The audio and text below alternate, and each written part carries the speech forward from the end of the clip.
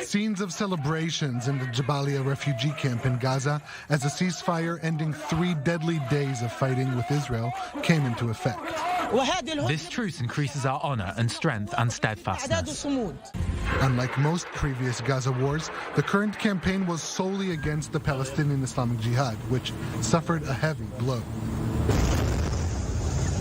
The group admitted that 12 out of the 45 people killed in this latest round were militants and high-ranking commanders of the Al-Quds brigades. Yet the more powerful Hamas, which governs the Gaza Strip, stayed on the sidelines, drawing criticism from some Gazans. Hamas stayed on the sidelines and didn't really care. Why? Why didn't it protect its people? We elected them. I personally voted for them based on promises for change and reforms.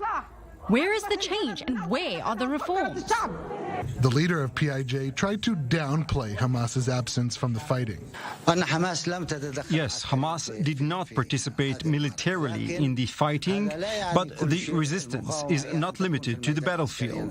The essence of the resistance is the Palestinian people. Hamas is the backbone of the resistance. For years, PIJ and Hamas have been at odds over their policy towards Israel, with the former often pushing for more attacks against Israel.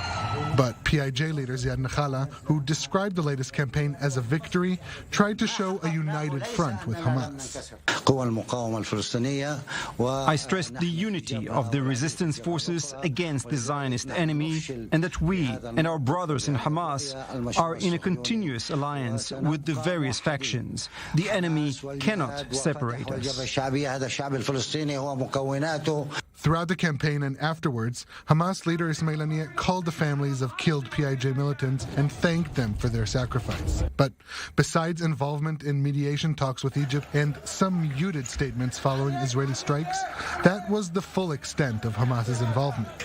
Since the last round of fighting between Israel and Hamas last year, Gaza has remained fairly quiet amid recent civil measures, such as worker permits and reconstruction efforts. Now, PIJ will try to rebuild its capabilities, but Hamas will continue to limit the group's strength to prevent it from challenging its supremacy over Gaza.